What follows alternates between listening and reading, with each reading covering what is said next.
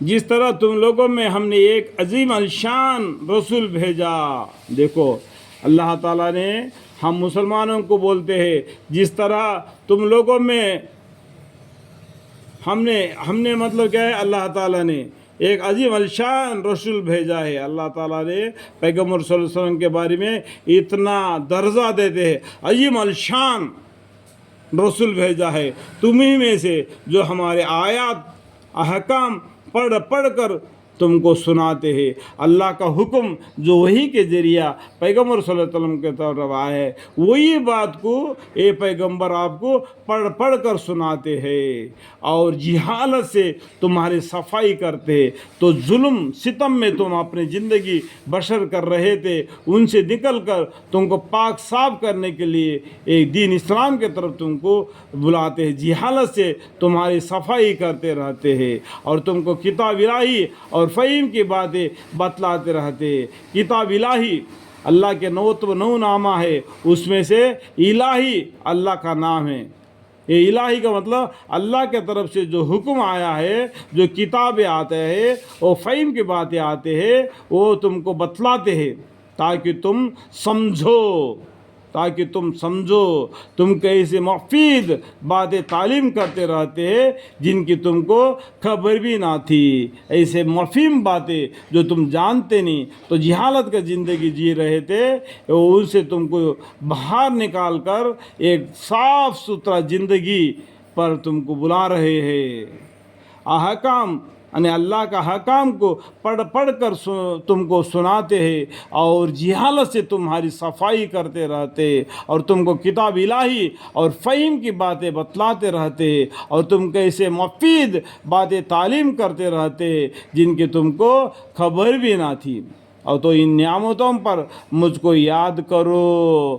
یہ نعمت اللہ تعالیٰ نے تم کو دیا ہے عظیم الشان رسول کو بھیج کر. تو ان نعمتوں پر مجھ کو یاد کرو. یعنی مجھ کو مطلب کیا ہے؟ اللہ کو یاد کرو. میں یعنی اللہ تم کو عنایت سے یاد رکھوں گا. اللہ تعالیٰ تم کو عنایت سے اور بھی اچھے درجے سے تم کو عنایت سے یاد رکھوں گا. یعنی فضائل اعمال میں ایک حدیث ہے، جو بندہ میرا ذکر لوگوں کے سامنے کرتا ہے، میں ان بندے کا نام ان سے پاک فرشتوں کے سامنے کرتا ہوں. اگر بندہ میرے طرف آہستہ چلتے آتا ہے تو وہ بندے کی طرف میں دوڑتے چلے آتا ہوں. وہ بندہ میرے طرف ایک قدم نکالتا ہے، میں اس بندے کی طرف 3 قدم نکالتا ہوں. اللہ تعالیٰ جہان والوں پر مہربان ہے. اللہ کے راستے پر جو چلے گا اللہ تعالیٰ اس کو اس طریقے سے انعام فرمائے دیں گے. اللہ تعالیٰ کیا بولتے ہیں؟ تم کو عنایت سے یاد رکھوں گا اور میری نعمتوں کی شکر گزاری کرو. جو بھی تم کو نعمت ملے، جو چٹنی ملے یا بریانی ملے یا کوئی چیز ملے، جب بھی اس کے اوپر شکر گزاری کرو. اللہ کے نام لے کے کھاؤ اور میری ناسپاسی مت کرو. اللہ کے حکم کو مت مانو، مت انکار کرنے والے مت بنو. کہ ہم کو اتنا رزق ملا، اس کو اتنا رزق ملا، اس طریقے سے آپس میں پھٹ مت دبا ڈالو. جو رزق تم کو ملا ہے اس کا پر شکر گزاری کر دو اور میری ناسپاسی مت کرو. ایمان والو صبر اور نماز سے سہارا حاصل کرو. جو بھی مصیبت تم پر آتی ہے سب سے پہلا صبر کرو، اس کے بعد میں نماز کی پابندی کرو. 5 وقت فرض نمازوں کی اور نفل نمازوں کی بھی پابندی کرو. سہارا حاصل کرو ان صبر اور نماز سے. سہارا حاصل کرو دنیا میں، اللہ کے اوپر توکل کرے رہو. اے ایمان والو صبر اور نماز سے سہارا حاصل کرو. بلا شک حق تعالیٰ صبر کرنے والوں کے ساتھ رہتے ہیں. اللہ تعالیٰ صبر کرنے والوں کے ساتھ رہتے ہیں اور نماز پڑھنے والوں کے ساتھ تو بدرجہ اولا. جو نماز بھی پڑھتا ہے، صبر بھی کرتا ہے، ان کے ساتھ تو اللہ تعالیٰ ہمیشہ رہتے. ان اللہ مع الصابرین.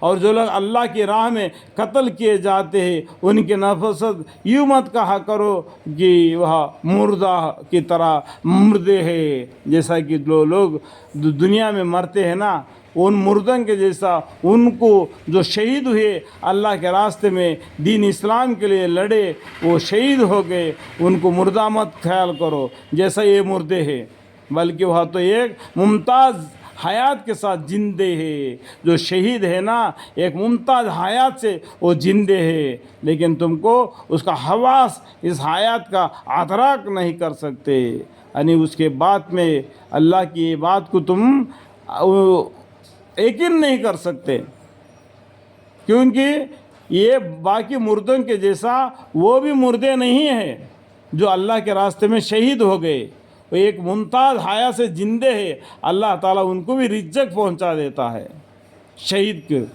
باقی مردوں کے جیسا مردہ کا مت خیال کرو، اور جو لوگ اللہ کی راہ میں قتل کیے جاتے ہیں ان کی نسبت یوں بھی مت کہا کرو کہ معمولی مردوں کی طرح کہ مردے ہیں، بلکہ وہ تو ایک تو ممتاز حیات کے ساتھ زندہ ہے، لیکن تم ان کے ہوا سے اس حیات کا ادراک نہیں کر سکتے۔